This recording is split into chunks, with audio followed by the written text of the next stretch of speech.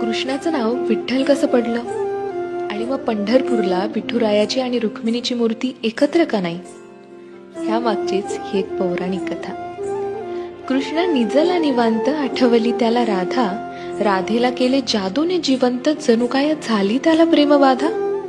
समोरून आली रुक्मिणी, कृष्णासंग राधास पाहिली. डोळे झाले लाल लाल, म्हणे मी कृष्णा सोडून चालली. कुठे गेली रुक्मिणी कुणास बाई ठाऊक, कृष्ण भटकतोय तिला शोधत, होऊन व्याकुळ भाऊक.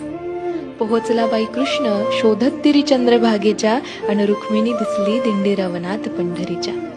कृष्ण म्हणवितो रुक्मिणीस, पण ती रुसलेली फार. म्हणतो कसा, अगं रुक्मिणी कसा करू मी तुझ्या विना वैकुंठाचा संसार.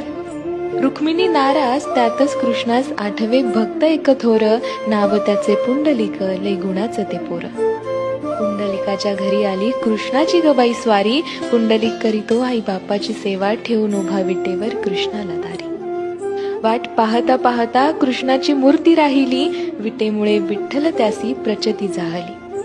28 युगे झाली लांब उभी राहुनी, रुक्मिणी रुसवातो धरी. अवघ्या भूमंडळाचा संसार बघत विठ्ठल उभा विटेवरी.